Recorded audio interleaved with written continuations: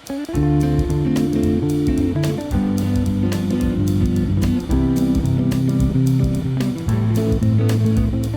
philosophie tient une place à part dans l'enseignement secondaire en France. Absente, à l'exclusion de la dernière année de terminale, elle y devient subitement obligatoire dans toutes les filières. Le programme fixé par l'Éducation nationale laisse une immense liberté aux enseignants, à qui il est demandé d'aborder un certain nombre de thématiques assez vastes, sans davantage d'instruction. Comment enseigner la philosophie avec rigueur et empirisme quand certaines de ces thématiques ont été éclairées par des résultats scientifiques? Voilà une des questions que je pose à mon invité dans cet épisode, Thibaut Giroux. Bonsoir à tous, ce soir je reçois donc Thibaut Giroux qui est philosophe. Thibaut, bienvenue sur Liberté Académique. Merci de m'avoir invité. Avec plaisir. Tu es donc professeur de philosophie au lycée et tu as reçu ton doctorat en philosophie en 2016 qui avait été délivré par l'École des hautes études en sciences sociales à Paris. Le titre de ta thèse c'était « Il y a des choses qui n'existent pas, en défense d'un mainangianisme logiquement cohérent et ontologiquement économe ». Et tu animes une chaîne YouTube qui s'appelle Monsieur Phi, où tu présentes à ton public des problèmes et des arguments philosophiques sur des sujets comme le matérialisme et le dualisme, le langage, l'identité, la morale, le libre-échange aussi, voilà, entre autres. Pourquoi avoir choisi en fait d'enseigner la philosophie au lycée après une thèse de doctorat? En fait, j'ai commencé à enseigner la philosophie au lycée pendant mon doctorat, pour une raison assez simple, c'est que j'avais 3 ans de financement, et au bout de 3 ans de financement, j'avais pas fini ma thèse, et puis il fallait trouver un moyen de gagner de l'argent, et globalement, passer les concours, c'est juste la logique. Beaucoup de gens d'ailleurs même passent les concours de l'enseignement avant de faire leur doctorat. Moi, il se trouve que j'avais pas obtenu les concours avant de commencer mon doctorat, mais j'ai repassé les concours vers la fin de mon contrat doctoral, et là j'ai eu le CAPES, et donc j'ai commencé à enseigner pendant que je terminais mon doctorat. Voilà, j'ai fait mon doctorat en 5 ans, et donc les 2 dernières années, j'enseignais en même temps. D'accord. Et tu comptes continuer à enseigner au lycée? Est-ce que tu penses que c'est ta voie ou tu voudrais rebasculer vers la recherche à un moment Alors, juste après avoir fini mon doctorat, j'ai un peu cherché un postdoc, puis j'ai pas réussi à en trouver un. C'est assez compliqué de trouver des postdocs, il n'y en a pas beaucoup, et faut être très actif, très fort pour toutes les démarches administratives et autres. Non, je partais plutôt pour rester au lycée. Et puis donc j'ai commencé cette chaîne YouTube, et là depuis le début de l'année, je suis en disponibilité. Alors après, je sais pas. Voilà. Pour l'avenir, je sais pas. C'est assez incertain. D'accord. Et donc juste avant d'en venir au cœur du sujet, qui sera l'enseignement de la philosophie au lycée, est-ce que tu peux expliquer brièvement ce que tu as fait pendant ta thèse? Alors, pendant ma thèse, oui, le titre est absolument effrayant, et je rassure les auditeurs qui me connaîtraient pas, mais je parle pas du tout de genre de truc aussi effrayant sur ma chaîne, en fait. Donc ma thèse, elle portait sur un sujet qui croise la logique et la métaphysique. Donc j'étudiais un type de logique qu'on appelle les logiques mainongiennes, qui ont ceci de caractéristique que, en somme, on peut parler de n'importe quoi. On peut traiter n'importe quoi comme un objet de cette logique, des logiques de ce type-là. Et quand je dis n'importe quoi, c'est vraiment au sens où vous prenez n'importe quelle condition, même une condition qui est complètement absurde et contradictoire, et il y aura un objet qui satisfait cette condition. Voilà, c'est ça l'intuition centrale de ce type de logique. Voilà, pour des raisons un peu compliquées, il se trouve que c'est intéressant d'avoir ça, mais pour des raisons assez évidentes, c'est aussi très compliqué logiquement de construire des logiques qui satisfont qui rendent compte de cette intuition-là, et qui ne soient pas en même temps aberrantes, qui ne soient pas triviales, qui ne se contredisent pas. Et donc voilà, je travaillais sur ces logiques-là, je montrais comment est-ce qu'on pouvait construire des logiques ayant cette propriété-là et qui ne sont pas contradictoires. Et puis ensuite, je parlais un petit peu des applications qu'on pouvait en faire, et voilà, c'est ça en somme. Mais c'est vraiment assez pointu et technique, et c'est pas du tout quelque chose que je réutilisais dans mes cours au lycée, ni même quelque chose dont je compte vraiment parler sur ma chaîne, honnêtement, parce que c'est vraiment... ou alors vraiment dans très longtemps, quand j'aurai épuisé tous les sujets qui m'intéressent avant. Enfin, ça m'intéresse beaucoup, mais j'ai conscience du fait qu'il faut un long bagage, une longue préparation avant d'arriver à expliquer ce genre de choses correctement. Je vois. Alors donc venons-en à l'enseignement de la philosophie en terminale. Moi, c'est une matière que j'avais bien aimée, mais avec le recul, je me pose quand même quelques questions sur le contenu des enseignements. Alors bon, déjà une première remarque préliminaire qu'on peut faire, c'est que, en tout cas, bon, il y a beaucoup de gens qui disent ça, je sais pas si c'est vrai, mais probablement parce que ça ne dure qu'un an. Beaucoup de gens disent que l'enseignement de la philosophie et ce que les élèves peuvent en retirer dépend beaucoup de l'individualité de l'enseignant en question, puisqu'on n'en a qu'un, quoi. Bon. Ouais, effectivement, c'est une spécificité de cet enseignement, c'est qu'il dure enfin voilà, on l'a qu'en terminale, bon, sauf si vous redoublez, sauf si, a priori, vous n'aurez quand même qu'un prof de philo, ce qui fait qu'à peu près tout le monde se souvient de son prof de philo. Il y a vraiment une idée assez claire de ce qu'est un prof de philo pour chaque personne, parce que chacun en a eu qu'un seul. C'est toujours assez amusant. Donc celui qu'il a eu, du coup, pour lui, c'est le prof de philo.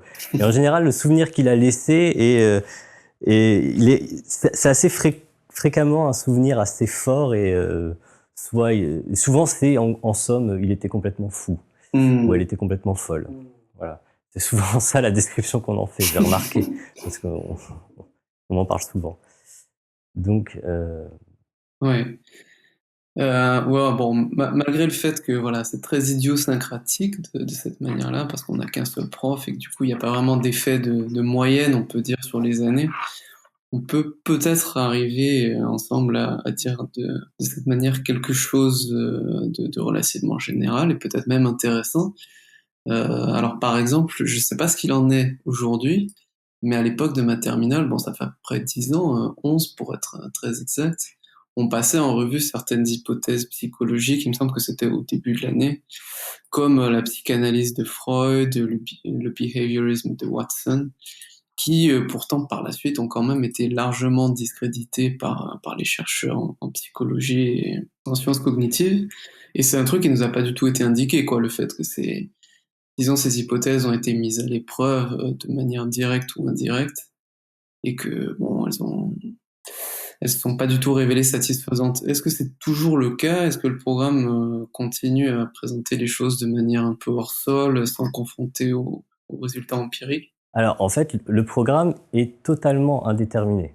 Donc, le cours dont tu parles, ça doit correspondre en gros au cours sur la conscience et l'inconscient, Ouais, j'imagine. ouais, je pense que Et c'était ça. voilà, la seule chose qui est indiquée dans le programme, c'est qu'on doit traiter cette notion-là. Ah oui, C'est tout. d'accord. Et donc, après, les profs font comme ils veulent, plus ou moins. Il y a aussi une liste d'auteurs. Alors souvent, les défenseurs de Freud vont arguer du fait que Freud est dans cette liste d'auteurs, mais cette liste, elle est extrêmement longue. Elle contient, je sais plus, une cinquantaine d'auteurs. Je sais plus exactement le chiffre, mais c'est vraiment beaucoup. Et dedans, il y en a clairement dont on va pas parler pendant l'année. Il y a Vico. Je connais pas beaucoup de profs de philo qui consacrent ne serait-ce que 5 minutes à Vico. Ouais. Donc voilà, l'argument de la liste d'auteurs et Freud étant dedans n'est pas si solide que ça. Et donc effectivement, les profs de philo, quand ils traitent l'inconscient, je pense qu'il y en a beaucoup qui font un cours qui doit ressembler plus ou moins à première partie Freud, puis deuxième partie Popper pour la critique de la scientificité de la psychanalyse, et puis voilà. Et peut-être, je sais pas, Sartre après. Donc voilà, ça serait quelque chose dans ce goût-là. Typiquement, faire Freud Popper sur la psychanalyse, sur l'inconscient, ça me gêne parce que j'ai l'impression qu'on parle pas vraiment d'inconscient. En fait, on fait un cours d'histoire des sciences, de plus. Et ce qui est bien, mais ce qui ne traite pas vraiment le sujet de l'inconscient, en fait. Et effectivement, quand je faisais cours sur l'inconscient, j'ai un peu hésité, mais en fin de compte, j'ai terminé par faire un cours qui ne parle pas du tout de Freud et qui est vraiment un cours d'introduction à la psychologie, en fait. Donc je parlais de l'inconscient cognitif et voilà, et c'est chouette, il y a énormément de choses super intéressantes à dire et et c'est très agréable. Mais mes élèves ont eu ce cours-là et les élèves d'autres collègues auraient eu un cours totalement différent. Il n'y a absolument aucun contenu défini. Et c'est un peu un problème pour évaluer, parce que derrière, s'il y a un sujet au bac sur l'inconscient, vous savez pas quel cours a eu l'élève, vous savez pas quel contenu son prof a abordé. Voilà, mes élèves, a priori, s'ils s'en tiennent à mon cours, ils parleraient pas du tout de Freud, par exemple. Ce qui veut pas dire qu'ils auraient pas quelque chose à dire sur un sujet sur l'inconscient. Je pense que avec tout ce qu'on peut dire sur l'inconscient cognitif, il y a énormément de choses intéressantes à dire. Et voilà, j'ai tendance à considérer comme plus pertinentes parce que plus solides scientifiquement. Mais voilà, c'est très difficile d'avoir des critères d'évaluation. C'est pas la seule raison, mais une des raisons, c'est celle-ci, c'est que tout simplement, il n'y a pas de contenu dont on peut être à peu près sûr que l'élève a eu accès au cours de l'année. Et du coup, voilà, à part le cogito de Descartes, je pense que tout le monde y passe à un moment ou l'autre. Honnêtement, il n'y a pas grand-chose dont je peux dire avec certitude que tous les élèves l'auront vu pendant l'année. Même la caverne de Platon, honnêtement, moi, c'est pas trop mon truc, la caverne de Platon. D'accord. C'est pas, il y a pas. Le programme de philo, c'est un ensemble de notions, c'est tout. Donc c'est un ensemble de mots type la conscience, l'inconscient, le devoir, la liberté, et c'est tout. Et il y a un ensemble. Il y a aussi maintenant des repères qui sont des couples de notions, souvent quelque chose comme, je sais pas, le nécessaire, le possible, des choses comme ça. D'ailleurs, c'est pas un truc sur lequel on met beaucoup l'accent pendant l'enseignement. Enfin, il y a certains profs qui même limite le négligent totalement. Voilà, on met pas énormément l'accent là-dessus. Donc, essentiellement, c'est les notions et c'est tout. Parce qu'en fait, les auteurs, c'est plutôt, voilà, c'est au libre choix du prof. Donc, la seule chose à peu près sûre, c'est que l'élève a eu un cours sur l'inconscient. Voilà, ça, on peut en être à peu près sûr. Mais on ne connaît pas le contenu du cours, on ne sait pas quels auteurs ont été utilisés, et voilà. Donc c'est un peu compliqué. Comme je disais, c'est un petit peu comme, j'en parlais dans un podcast justement qui est sorti aujourd'hui, le podcast Axiom avec mon camarade Lé de la chaîne Science for All, et je disais c'est un petit peu comme si en SVT il y avait les origines de la vie au programme, mais c'est tout, c'était juste les origines de la vie, et les profs avaient le choix de parler du créationnisme, de parler de Darwin, de parler de, je sais pas, de Lamarck, voilà, de parler de ce qu'ils veulent. Et on ne pouvait pas savoir ce que l'élève, le jour de l'examen, avait reçu comme cours. Et il fallait quand même qu'on se mette tous d'accord pour trouver un moyen de noter une épreuve de ce type-là. C'est compliqué, du coup. Alors là, du coup, tu m'obliges presque à poser une question très provocante, mais est-ce qu'on pourrait dire qu'il y a des manières d'enseigner ces notions philosophiques qui se rapprocheraient d'un enseignement de la biologie, entre guillemets, créationniste? Alors, un prof qui fait vraiment cours et qui présente sur l'inconscient juste Freud, par exemple, oui, en un sens, ça me semblerait profondément choquant. C'est peut-être l'un des sujets sur lesquels ça peut paraître le plus profondément choquant, parce qu'il y a vraiment quelque chose comme un savoir scientifique aujourd'hui qui me paraît nécessaire de transmettre à l'élève. On peut pas faire cours sur Freud, c'est pas si choquant que ça si voilà on l'a sorti de Popper derrière et d'une critique de la psychanalyse et voilà le minimum, ça me paraît le minimum, mais juste faire cours que sur Freud là à ce moment-là, oui, ça me paraîtrait assez choquant. Je pense que c'est assez rare les collègues qui font ça, honnêtement, mais je serais pas si surpris que ça existe. Et je sais même pas si au niveau de l'inspection, ce serait quelque chose qui passerait ou pas. Je pense, oui, on le féliciterait pas spécialement, mais ça paraîtrait pas incroyablement choquant. De mémoire, ça avait été le cas pour nous. Alors, je ne peux pas en jurer, hein, mais je pense qu'on avait vu Freud, on avait vu Watson plus brièvement, et puis c'était tout, quoi. Je veux dire, il n'y a pas eu un moment où la prof nous a dit ah, mais derrière, il y a des gens qui ont quand même qui se sont posés des questions sur la scientificité, la psychanalyse, etc. Donc finalement, Watson, ouais. Je me dis opposer Freud à Watson, c'est assez parfait parce que bon, c'est un behaviorisme vraiment extrême comme ça, c'est tellement repoussant, c'est tellement une bête noire. Donc en somme, si on vous met face à l'alternative, bon, soit c'est Freud, soit c'est Watson. Effectivement, ça donne tout de suite envie de préférer Freud. Ça nous a pas été présenté comme ça. Disons, c'était pas soit l'un soit l'autre, mais disons que La manière dont je le résumerais maintenant, c'est que ça correspond plus ou moins à ce que tu disais, c'est-à-dire qu'il y avait un grand thème du programme, l'inconscient, et ensuite on proposait des auteurs qui avaient eu diverses idées, mais il n'y avait jamais un moment si tu veux, le coup près, entre guillemets, des données empiriques, quoi. Ça n'était pas du tout présent, quoi. Après, il y a beaucoup de notions sur lesquelles il n'y a pas de sens à parler d'un tel coup près. Tout à fait. Le cas de la conscience et l'inconscient est assez intéressant parce que c'est vraiment des notions qui sont étudiées par des sciences qui produisent des résultats solides aujourd'hui. Voilà. Donc, et c'est pas le cas de beaucoup d'autres notions. Sur, je sais pas, sur la morale, ça va être Ouais, plus ouais. difficile de fournir. Euh, ce qui n'empêche pas que on pourrait délimiter un programme de façon un peu plus, un contenu, en tout cas, plus précis. Mhm. Voilà, ce problème avec le rapport au contenu scientifique, il se pose pas pour toutes les notions. Il se pose pour assez peu de notions qui sont vues au cours de l'année. Peut-être ça se pose aussi pour le vivant, par exemple, Mhm. qui est une des autres notions du programme. Honnêtement, j'ai aucune idée de ce qu'a en tête celui qui rédige le programme lorsqu'il met le vivant au programme. Enfin, je trouve ça intéressant, mais typiquement, c'est quand même vraiment une notion où là, il y a non seulement une science qui s'en occupe, mais il y a même une matière du lycée qui s'en occupe. Ouais. Voilà, il y a de la SVT normalement. Et, euh, et je sais pas s'il y a des profs qui soutiennent sérieusement du coup je sais pas, un Bergson qui soutient Mhm. des positions vitalistes. Ouais. Parfois, je vois dans les manuels de tels textes apparaissent et enfin, moi, ça me gêne de voir des choses pareilles. Je trouve déjà, ça ne met pas la philosophie en valeur parce que je trouve que enfin voilà, le vitalisme est, est selon toute vraisemblance faux.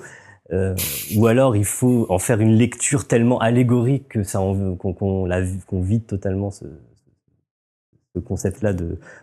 Juste pour expliquer, le vitalisme, c'est l'idée qu'il y a dans la vie, enfin, quoi, que la vie ne se réduit pas à du physico-chimique, qu'il y a Ouais, dans ouais. le phénomène du vivant un souffle mystérieux, un élan vital Mhm. qui anime tout ça. Euh, et voilà, Bergson, je suis pas un expert de Bergson, mais il y a quand même vraiment cette idée vitaliste chez Bergson. Alors, sans doute, les bergsoniens très subtils vont nous expliquer que c'est bien plus intelligent que ça. Mais déjà, les textes tels qu'on peut les lire avec les élèves, c'est pas si évident de faire voir ce qu'il y a de voilà cette dimension plus subtile qui permettrait de concilier l'apparent vitalisme de Bergson avec les données de la science qui nous disent quand même que non, le vivant c'est essentiellement voilà, de la chimie très complexe, mais de la chimie Mhm. et rien d'autre. Donc voilà, oui, typiquement une autre notion sur laquelle ça serait bénéfique de clarifier le rapport que doit avoir le prof de philo avec le savoir scientifique sur cette notion-là. Mhm. Mais du coup, enfin, dans la mesure où il y aurait une telle clarification et les gens qui s'occupent du programme disaient aux profs de philo, bah là, vous devez, par exemple, plutôt que de parler de vieux auteurs, bon, qui avaient des idées qui étaient peut-être pas complètement stupides pour leur époque, mais qui ne font plus sens aujourd'hui, essayer de parler de données scientifiques plus récentes. Est-ce que si les gens qui faisaient le programme donnaient cette instruction-là aux profs de philo, les profs de philo auraient les moyens de satisfaire à cette exigence? Euh, je sais, honnêtement, je pense que on n'est pas du tout parti dans cette direction-là. Ouais. Là, il y a eu une grosse réforme du lycée, etc. Mais j'ai du Mhm. mal à imaginer qu'il y aura une réforme des programmes de philo qui spécifie vraiment des contenus précis. Je pense qu'on va rester sur des programmes de notions. Mhm. Donc voilà, on est un peu dans de la science-fiction, mais en admettant que il y ait une telle volonté, qu'on essaye vraiment de spécifier des programmes précis et en particulier à jour du point de vue scientifique, je pense que ça soulèverait énormément d'hostilité. Je pense aussi, ouais. Il y a une chose à laquelle tous les profs de philo sont attachés pour des raisons tout à fait différentes, mais c'est à leur liberté pédagogique. Je pense que c'est l'une des matières dans laquelle il y a la plus grande liberté pédagogique. Et je pense que Mhm. si tu as suivi ce qu'on dit depuis tout à l'heure, effectivement, c'est clair. Je veux dire, on a juste des notions et après on les traite absolument comme on veut. C'est extrêmement agréable pour chaque prof. Mhm. Pour, je veux dire, c'est grâce à ça que je pouvais faire un cours où je parlais de l'inconscient cognitif. Ouais. Bon, je pense pas que s'il y avait une délimitation plus précise du programme, j'aurais pu m'en donner à ce point à cœur joie de ce point de vue-là. Et donc chaque prof de philo est très content de cette liberté pédagogique qui lui permet de faire le cours qui lui semble à lui le meilleur. Mais évidemment, en fait, les profs de philo sont absolument pas d'accord entre eux sur ce qu'est le meilleur cours. Ouais. Donc voilà la raison pour laquelle j'aurais du mal à imaginer qu'on accepte de spécifier davantage le programme. Et c'est malheureux en même temps parce que c'est une matière qui va avoir un poids important sur le bac. Hein. Dans la réforme, on parlait de 10% de la note finale. Aujourd'hui, c'est plutôt moins. Enfin, c'est en gros, ça dépend des séries en fait, le poids de la philo au bac. Okay. Mais donc on est en dessous de 10% en moyenne. Mais quand même, c'est quelque chose qui compte pour l'obtention de ce diplôme et qui est obligatoire. Donc c'est embêtant qu'une matière ayant cette place-là soit enseignée de façon aussi libre, quelque part, dans la mesure... Ça me dérangerait pas si c'était pas une matière qui pesait autant dans le résultat, mais à partir du moment où c'est une matière qui pèse autant, ça pose quand même la question de savoir est-ce qu'il faudrait pas que ce soit évalué d'une façon plus robuste. Ouais. Qu'est-ce que tu as en tête alors comme possibilité de rendre les choses un peu plus, comment dire, un peu plus définies, un peu plus guidées, quoi. Même si tu penses que ça ne va pas se passer. Je pense que ça va rester globalement comme c'est. Hein. Oui, mais si, bon... Imaginez vraiment une grande révolution. Imaginons que toi, tu sois d'un coup... je ne sais pas, au ministère de l'Éducation nationale. Enfin, vu que c'était pas une question que je comptais poser, mais vu que tu me dis que tu penses que ce serait préférable que les choses soient un peu mieux, ouais, disons balisées ou peut-être un peu mieux définies. Ah, c'est une question extrêmement difficile. Honnêtement, j'ai pas prétention qu'il y a des solutions faciles à ça. Pour ma part, j'aurais tendance à penser que c'est pas une bonne chose de faire peser tellement la philosophie sur l'examen final. Je trouve que ça met les élèves dans une situation et les profs du coup aussi dans un rapport un peu étrange à cette discipline. Voilà, c'est une discipline obligatoire pour tous les élèves et il y a des élèves qui aiment ça et puis il y a des élèves qui aiment pas ça et qui en garderont quoi qu'il en soit un mauvais souvenir. En gros, c'est soit trop court pour les élèves qui aiment ça cette année de terminale et il y en a tellement et il y en a dans toutes les classes et dans toutes les séries vraiment. Et puis, il y a ceux qui vont être dans une attitude d'indifférence ou de rejet, ou d'hostilité déclarée. Et pour cela, un an, c'est trop. Alors, il y en a peut-être qui vont changer d'attitude au cours de l'année, ça peut arriver, mais ça reste tellement marginal que, voilà, j'aurais tendance à me dire que quelque chose qui soit davantage consenti de la part des élèves dans le rapport à la philosophie et qui soit moins sanctionnant dans les évaluations serait plus agréable à la fois pour les élèves et pour le prof. Donc tu es un rare prof à penser que sa matière devrait être moins obligatoire et moins coefficientée.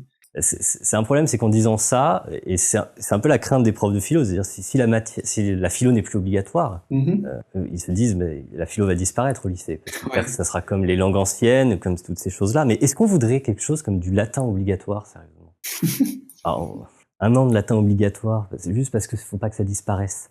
Moi, je voudrais que les gens veuillent faire du latin, mais je voudrais pas, s'ils ne le veulent pas, les obliger à faire du latin. C'est un petit peu la même chose. Je voudrais que idéalement, j'aimerais que la philo soit une option attrayante que les élèves puissent prendre, et pas seulement en terminale, parce que si ça les intéresse, on pourrait imaginer plus au lycée. Voilà. Mais on est totalement de la science-fiction, parce qu'on se dirige absolument pas vers ça, et c'est vraiment impensable. Je pense, en France aujourd'hui, là, c'est vraiment pas de cette façon-là qu'a envisagé l'enseignement de la philosophie. Donc, je précise bien que je suis pas en train de dire que c'est ce qu'on devrait faire, parce que objectivement, je sais que c'est totalement, voilà, c'est pas dans ce qui est réalisable, là. C'est pas envisageable aujourd'hui. Mais j'aurais le sentiment que ce serait plus, voilà, que les élèves en tireraient un plus grand intérêt, en tout cas ceux qui seraient prêts à faire cette démarche. En somme, j'ai pas l'impression qu'on arrive à tirer grand-chose d'un élève qui est forcé à aller à un cours de philosophie alors qu'il n'en a vraiment pas envie. À l'inverse, j'ai l'impression que parfois ça gâche le rapport que certains élèves auraient pu avoir avec cette discipline si c'était pas présenté comme une discipline obligatoire dans laquelle on se prend des mauvaises notes, parce qu'il y a aussi ça, on donne de très mauvaises notes en philo, on fait baisser la moyenne d'à peu près tous les élèves. Ouais, on se dirige clairement plutôt vers toujours la philosophie tronc commun obligatoire. Donc là, on parle. Le rapport Mathieu vient de sortir, qui présente un petit peu les grandes lignes du projet, mais rien n'est encore défini. Donc, ce qu'on sait, c'est que la philosophie est maintenue au tronc commun. Voilà. Le 14 février, on en saura plus. Mais quoi qu'il en soit, oui, c'est donc matière obligatoire pour tous les élèves du lycée général et technologique. Donc, comme aujourd'hui, l'horaire n'est pas encore bien défini. Je suis prêt à parier qu'il sera supérieur à 2 heures. Ça me paraît raisonnable étant donné le poids qu'on veut donner à la discipline. Donc je pense que ça va, en quelque sorte, ça va répartir encore plus. C'est-à-dire qu'aujourd'hui, le poids de la philosophie dépend de l'orientation qu'on prend, c'est-à-dire pour les séries technologiques, c'est faible. Pour les S, c'est moyen, on va dire. Pour les ES, c'est moyen plus. Et puis pour les L, c'est très fort. A priori, comme l'optique, c'est de faire un tronc commun, dans ce tronc commun, la philosophie aura le même coefficient pour tous. Donc pour tous les élèves, la philosophie aura le même coefficient. Et ce coefficient, apparemment, si les propositions du rapport sont retenues, le coefficient de la philosophie de tronc commun sera relativement, ça sera moyen plus, en somme. Ce sera une matière relativement importante. Donc on se dirige vraiment sur de la philosophie obligatoire et lourde pour le résultat du bac. Je sais pas si, je crois que pour beaucoup de profs c'est quelque chose d'important, mais j'aime pas du tout cette idée que le rapport des élèves à ma discipline est lié à l'importance qu'il y a d'obtenir une bonne note à cette épreuve qui pèse quand même 10% dans le poids final. Alors il y a beaucoup qui disent oui, mais bon, c'est une épreuve finale qui finalement interviendra alors que le contrôle continu et toutes les autres épreuves seront passées, donc quelque part l'élève aura déjà son bac à ce moment-là. Déjà, c'est pas si évident parce que au contrôle final, il y a quand même 25% de la note du bac qui est déterminée. Donc voilà, c'est vrai pour les élèves qui auront des très bonnes moyennes, mais pour les élèves, justement pour les élèves, je pense avec qui le rapport à la philosophie sera peut-être pas forcément le plus évident, des élèves qui tourneront autour de 9-10 de moyenne. Pour eux, la note de philo pourrait être ce qui fera la différence entre avoir son bac ou ne pas l'avoir. Et c'est pas forcément des élèves. Enfin, je pense que c'est des élèves avec qui on peut avoir d'excellentes relations et qui pourraient tirer profit du cours de philosophie, mais ça m'embête que ce soit tourné autour de ça, quoi. Autour de cette dimension obligatoire. J'ai jamais trouvé ça agréable, l'idée que si mes élèves sont en face de moi, c'est parce que c'est une matière obligatoire. Et voilà. Est-ce que les profs de toutes les matières peuvent pas dire la même chose? Oui, c'est sûr. Oui, non, c'est sûr, disons. Mais j'ai l'impression qu'avec la philosophie, il y a quelque chose de relativement absurde dans la mesure où la nature même de ce qu'on enseigne n'invite. Comment dire, c'est un petit peu comme si on forçait les élèves à aller dans un cours où ils apprendraient à être libres. C'est un petit peu ça. C'est très rousseauiste alors. Mais oui, non, mais je pense qu'il y a un fond assez rousseauiste, c'est que parce qu'on est toujours en train de dire oui, c'est l'esprit critique, c'est c'est ça qu'on va leur enseigner, c'est leur apprendre à s'émanciper, à être autonome. Et donc, pour leur apprendre tout ça, on les colle dans un cours obligatoire dans lequel ils vont se prendre des mauvaises notes. Ouais. Mais bon, toutes les matières ont quand même, enfin, j'espère que toutes les matières ont plus ou moins, au moins en partie, un objectif voisin de ça, quoi, d'apprendre aux gens à penser par eux-mêmes, à réfléchir à des problèmes. Et bon, elles sont obligatoires aussi, enfin, elles sont obligatoires aussi, enfin, celles qui le sont, le sont. Disons que les autres matières, déjà, s'inscrivent dans un temps plus long de la scolarité, où ça fait plus sens déjà parce que la scolarité, par exemple, je sais pas, on commence à enseigner le français très tôt, quand la scolarité est encore obligatoire. La philosophie, elle intervient justement, et ça fait partie des choses, des traditions quasiment qu'on ne veut pas changer, qui est que la philosophie doit intervenir l'année de terminale, la dernière année, l'année où les élèves deviennent majeurs. Ouais, Et, ouais. c'est- je trouve que c'est d'autant plus étrange que justement, c'est vers cet âge-là qu'ils devraient commencer à comprendre, les élèves, que qu'ils vont en cours, non pas parce que c'est obligatoire, mais parce que quelque part, j'espère qu'ils y trouvent un intérêt, qu'ils Mhm. comprennent que c'est dans leur intérêt qu'ils vont en cours. D'ailleurs, c'est quelque chose que je disais très souvent à mes élèves. Je dis, si vraiment, objectivement, vous ne voyez aucun intérêt à être là, Mhm. vous ne comprenez pas pourquoi on vous force à aller dans ce cours-là ou dans les autres cours, mais vous êtes assez grand pour ne plus y aller. Mhm. Euh, et c'est vraiment des enfants. Ils vous disent oui, mais mes parents, ils vont me gronder. Sans rire, c'est vraiment ce qu'ils vous disent. Ils ont 17, 18 ans. Il y en a qui ont le droit de vote. Et ils sont en cours parce que sinon, bah, le proviseur les convoque dans leur bureau. Ils aiment pas ça. Et puis, les parents les grondent. Euh, et l'année suivante, ils vont se retrouver dans le supérieur Mhm. où, où, pour le coup, ils pourront sécher. Mais alors là, les profs, n'en ont rien à faire. Enfin, s'ils sont à la fac. Donc, honnêtement, j'encourageais plus ou moins les élèves à être des sécheurs responsables, si vraiment Mhm.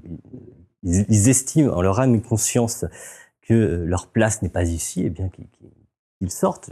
Objectivement, en plus, ils n'exposent pas tant que ça en réalité. Je dis ça en tant qu'élève qui n'a pas fait de lycée, justement, enfin qui n'a pas fait le lycée au lycée. J'ai fait mon lycée au CNED, justement parce qu'à un moment donné, je vais être en première. Vraiment, j'ai réfléchi, C'est je me quoi suis le dit, CNED? Je t'interromps, le désolé. CNED, c'est le Centre national d'éducation à distance. Donc D'accord. c'est là où vous êtes inscrit lorsque vous n'êtes pas inscrit à un lycée, parce que si vous voulez Ouais. continuer à prendre des cours. Et ça permet de passer le bac, tout ça. Euh, et donc effectivement, à un moment donné, je réfléchissais bien, je me disais, j'aime bien ce que j'apprends en cours, mais j'aime pas spécialement le lycée parce que c'est étrange comme endroit. J'aime bien apprendre dans les livres, donc je me suis dit, bah, j'arrête les cours et je termine au CNED. D'ailleurs, ce genre de possibilités, les élèves parfois n'ont même pas conscience que ça existe. Mhm. Mais ça existe, pourquoi pas. Euh, je pense que objectivement les taux de réussite par ces moyens-là sont faibles, mais sans doute parce que beaucoup s'y inscrivent juste parce qu'il faut s'y inscrire sans vraiment volonté de préparer. Mais euh, voilà, c'est quelque chose de tout à fait possible. Ou alors, si vraiment vous réalisez que en vous inscrivant par le CNED, c'est impossible que vous ayez le bac et que vous voulez vraiment avoir le bac, mais dans ce cas, jouez le jeu du lycée, c'est tout. J'aime bien donner, plutôt faire prendre conscience aux élèves qu'en réalité, ils ont le choix, qu'ils sont pas là à ce point parce que c'est obligatoire, comme si euh, aucun choix ne leur était donné. C'est faux. Et j'aimerais qu'ils aient ce rapport-là en entrant dans un cours de philosophie. Ça me paraîtrait vraiment euh, une condition nécessaire pour être dans la bonne disposition d'esprit pour suivre un cours de philosophie. De pas être là parce que simplement c'est obligatoire, mais d'être là parce que on veut être là. Ok. Alors, je change d'angle Ouais, oui. avec la question suivante. Donc, t'as travaillé en thèse avec les méthodes et les corpus de la philosophie dite analytique, si je ne me trompe pas. Oui, oui. Ouais, qui se veut précise dans ses énoncés et rigoureuse dans ses arguments. Et tu défends l'idée d'une philosophie qui serait une discipline scientifique. Enfin, je te l'ai vu dire et écrire à quelques reprises maintenant. Et alors par ailleurs, bon, là tu vas me dire que ça dépend des profs, mais disons que de mémoire en tout cas, la philosophie de lycée est une discipline plutôt littéraire où on enseigne par exemple plus volontiers Nietzsche que Russell. Est-ce que ça s'explique? Alors déjà, il faut savoir si c'est statistiquement vrai, puisque les enseignements de philosophie dépendent énormément des enseignants. Ça, c'est la première question. Peut-être qu'on peut déjà ouais, se poser cette première question. Oui, alors juste sur la philosophie comme discipline scientifique, je pense pas soutenir ça, je pense pas avoir soutenu ça, Mhm. mais l'idée c'est que ça participe d'une même recherche de la vérité par des moyens rationnels. Mhm. Mais les sciences, voilà, sont un type de discipline à part dans lequel on a une méthodologie qui est bien précise. Je pense que l'une des choses qui caractérise la philosophie, c'est que on répond à des questions de façon rationnelle, mais les questions sont telles qu'il voilà, n'y a pas un cadre méthodologique bien précis. On est un petit peu des sortes de comment dire aux frontières. À partir du moment où il y a justement un cadre méthodologique qui s'installe et qui devient bien précis, c'est plus de la philosophie, ça devient véritablement une science. Donc, enfin voilà. Bref, j'ai fait mes 2 premières vidéos parlaient de ça, et j'ai fait aussi une vidéo qui s'appelle 3 idées reçues sur la philosophie où je parle de ça un peu plus précisément. Donc oui, effectivement, j'ai plutôt une approche analytique donc de philosophe analytique Mhm. qui voilà, se sent voisin des sciences, même si et je n'irai pas jusqu'à dire quand même que la philosophie est une science.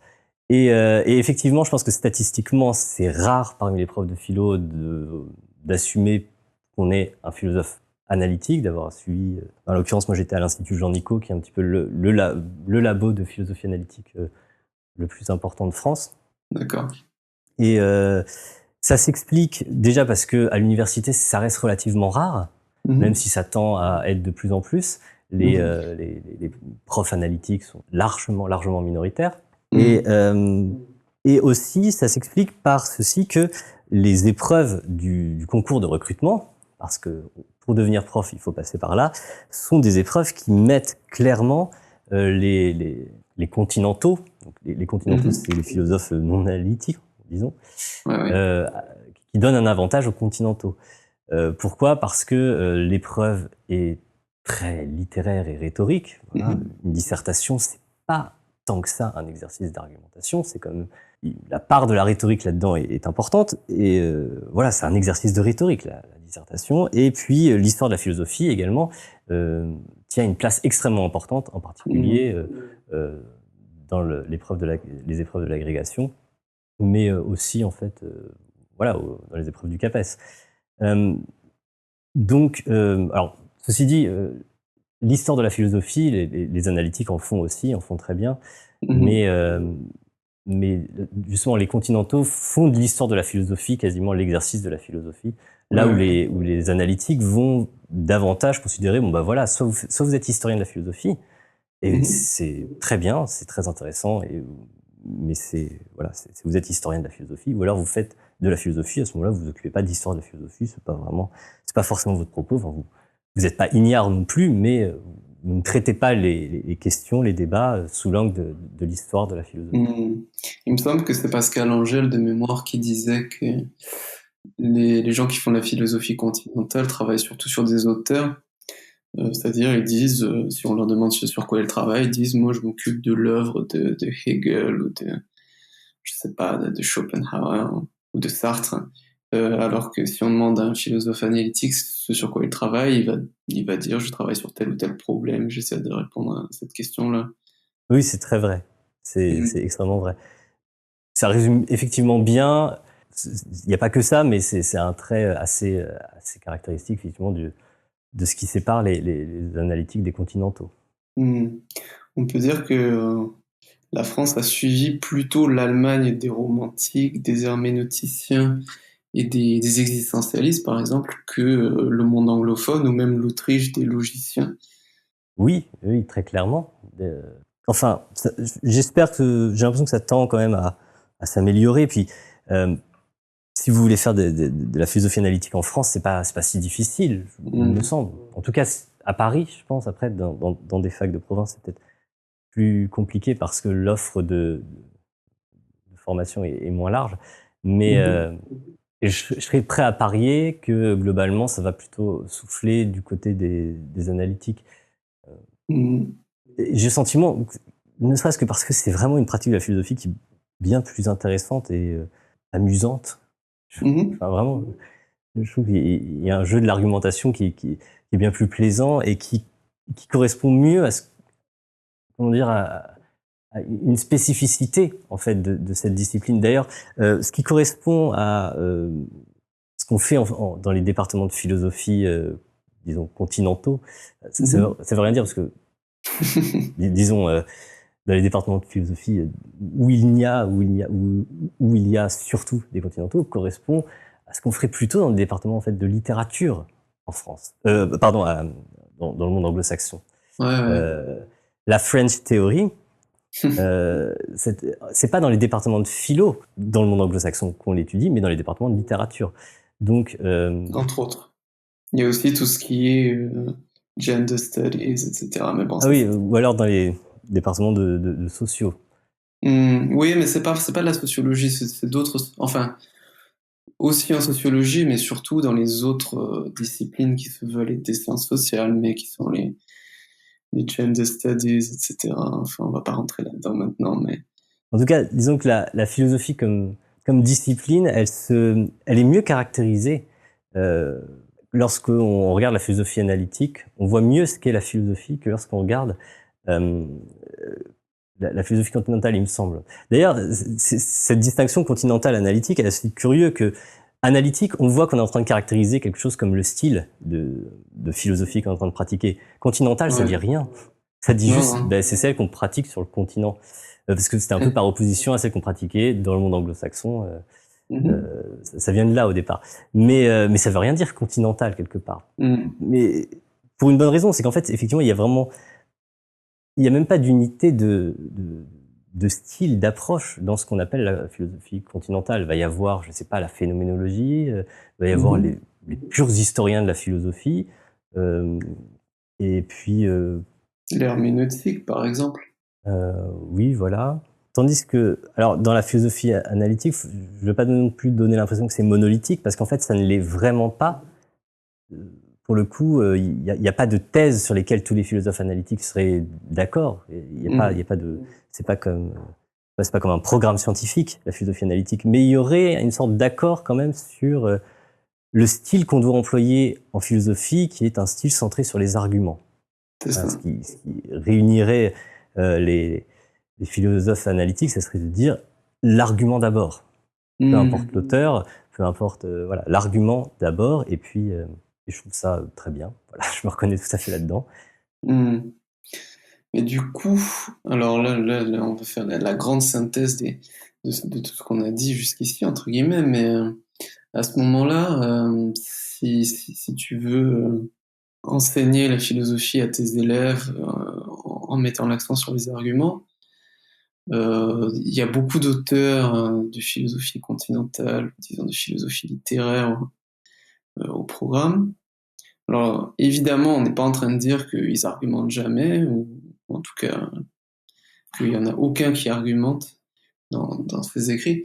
Mais si tu veux, comment s'en sortir dans ces conditions où, enfin, je sais pas, des auteurs comme bon, Heidegger, je pense que c'est vraiment l'exemple type, quoi, je pense pas qu'on puisse dire vraiment qu'il l'argumente, quoi. Et si tu es amené à enseigner ces auteurs, comment s'en sortir, quoi. C'est l'avantage de cette grande liberté pédagogique laissée au prof de philo, c'est que je n'ai aucune raison d'enseigner Heidegger à mes élèves. Je choisis totalement librement les auteurs que je vois. Je choisis même totalement librement le fait de voir ou non des auteurs, de mettre ou non vraiment l'accent sur les textes. On peut, c'est pas spécialement mon cas parce qu'en fait j'aime beaucoup les textes et j'ai aucun problème avec eux, mais on pourrait tout à fait, je pourrais faire un cours. D'ailleurs, ça m'arrive sur certaines notions de faire un cours où je m'appuie vraiment pas sur des textes de philosophes. Voilà, je m'appuie pas spécialement sur des textes. Souvent, s'appuyer sur des textes de philosophes, c'est plutôt un obstacle pédagogique que quelque chose qui nous aide. Alors, on le fait quand même pour plusieurs raisons. Déjà parce que on a l'habitude de faire ça.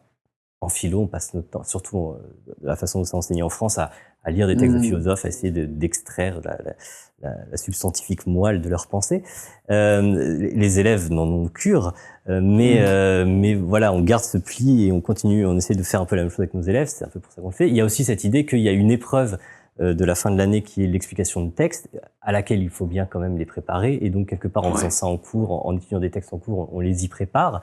Ce serait ça l'idée, honnêtement j'y crois moyennement. Objectivement, s'il faut essayer de leur faire comprendre quelque chose sur des notions, passer par des textes, voilà, des auteurs, c'est pas forcément une aide. Très souvent, une reformulation moderne est bien plus simple et bien plus accessible à l'élève. Et voilà, moi j'aime bien personnellement montrer les textes, mais en réalité, je me rends bien compte que s'ils arrivent à comprendre, lire un texte de Descartes aujourd'hui, c'est très difficile. La langue du XVIIe siècle est un obstacle. La langue de Descartes est vraiment pas une langue facile pour les élèves. Et quand il y a quelque chose, un bel argument chez Descartes, ça arrive quand même. Eh bien, j'ai envie de l'extraire et de le présenter sous sa forme moderne. voilà, l'argument de Descartes sur l'argument modal de Descartes sur la séparation de l'âme et du corps, qui est un très bel argument, qui continue quelque part même d'être discuté aujourd'hui.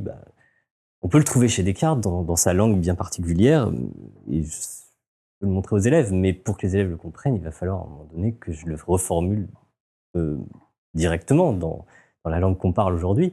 Et quand on manque un peu d'heures, honnêtement, quand on va, voilà, avec des L, je passe plus de temps sur les textes, mais avec des S ou des ES, avec qui on a moins de temps, j'ai pas trop de scrupules à ne pas faire tant de textes que ça, D'accord. parce que pédagogiquement, c'est pas forcément le meilleur choix. Mhm. Il y a vraiment un fétichisme du texte chez, Ouais. chez pas mal de, voilà, chez pas mal d'étudiants en philo qui deviennent plus tard profs de philo, et je le partage pas. Je pense qu'on on y est beaucoup moins susceptible en philosophie analytique, même si on peut y être susceptible, mais faut bien comprendre que les élèves, en général, n'auront pas ce même fétichisme des textes, et et ça ne sera pas du tout une partie de plaisir de les mettre face à des textes aussi compliqués. J'ai envie de dire, on n'est pas des profs de littérature. Faire Ouais. aimer la philosophie, on peut aimer la philosophie sans aimer spécialement les textes de Descartes, je pense. Ni les textes de Schopenhauer, ni de, voilà. On peut aimer la philosophie, le questionnement philosophique sans aimer tout ça, et quelque part, ça serait dommage que des élèves qui puissent aimer ces questionnements en soient empêchés parce que on leur présenterait la philosophie comme une discipline où ces questionnements ne peuvent être abordés qu'à travers des textes qui ne leur plaisent pas. C'est tout à fait leur droit que ça ne leur plaise pas. C'est pas non plus tout à fait notre boulot d'arriver à faire en sorte que de tels textes leur plaisent, parce que j'ai envie de dire que si le terrain était bien préparé par les lettres, le français, pendant le reste de la scolarité, c'est possible, mais il y a aussi parfois, à un moment donné, on arrive avec des élèves qui ont de telles difficultés en français que leur faire aimer la philosophie de cette façon-là, c'est juste impossible. Et c'est dommage, parce que ça ne veut pas dire qu'on ne peut pas aimer la philosophie, aimer le questionnement philosophique, juste, eh bien, ça sera moins ancré dans ces textes, ces grands textes des grands auteurs. C'est pas grave. Faut pas que ce soit un obstacle. C'est très dommage que ça soit un obstacle. Ouais.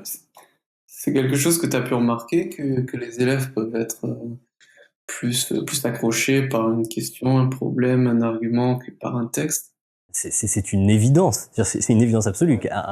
Un collègue qui vous dit le contraire, je sais pas, ou alors il a des élèves assez extraordinaires, mais évidemment, enfin, on part d'un exemple concret, on pose vraiment le problème tel, je sais pas, sur un sujet quelconque tel qu'il se pose aujourd'hui à des élèves. Enfin, évidemment que ça leur parle davantage que si je sors un texte de Descartes. Je dis Descartes, mais en plus, je donnais énormément de textes de Descartes. Mes élèves, je sais pas, c'est vrai que je crois que c'est un auteur dont j'aimais bien me servir. Je suis rarement d'accord avec lui de bout en bout. J'ai beaucoup utilisé, j'ai fait mes premières vidéos, je parlais de textes de Descartes que je lisais au cours de la vidéo. Mais clairement, par exemple, si on repense à ces vidéos, d'ailleurs qui ressemblent vraiment beaucoup au contenu des cours que je faisais, c'est pas grâce à ces textes que ces vidéos sont bien. C'est plutôt, j'essaye dans ces vidéos de montrer pourquoi ces textes sont chouettes. Pourquoi ces textes nous disent des trucs intéressants, et je passe beaucoup de temps à reformuler les arguments qui y sont contenus, en fait. Donc, voilà. Là, je dis, il y a un obstacle pédagogique, c'est la lecture du texte de Descartes, et j'ai envie d'essayer de le surmonter. Mais je me dis pas que le texte de Descartes est un chouette outil pédagogique. Non, c'est clairement pas le cas. Les philosophes sont pas spécialement, écrivaient pas dans l'optique d'être compris par une classe de lycéens du XXIe siècle. Voilà. Donc c'est pas grave, hein, si c'est difficile, c'est plutôt attendu quelque part. Ok. J'ai fait le tour de mes questions, Thibaut. Je sais pas si tu aimerais, je sais pas, approfondir un point ou rajouter quelque chose. Si tu penses que j'ai oublié de te lancer sur quelque chose dont tu aimerais parler. Non, pas spécialement. Plutôt à toi si tu as l'impression de voir. Non, non, je pense on a bien discuté, on a bien approfondi les quelques questions que j'avais préparées. Euh, donc on peut s'arrêter là. Ok, Donc je super. te remercie encore d'avoir joué le jeu. De rien. Bonne chance pour la chaîne. De toute façon, je continue à la suivre avec grand plaisir. Ben, merci. Et Bah, toi aussi, bonne continuation sur ton podcast. Et voilà. Et oui, bah, j'écouterai le résultat avec intérêt. Et Ça marche. voilà. Bon courage. Bon, bah, salut. Salut, à une prochaine.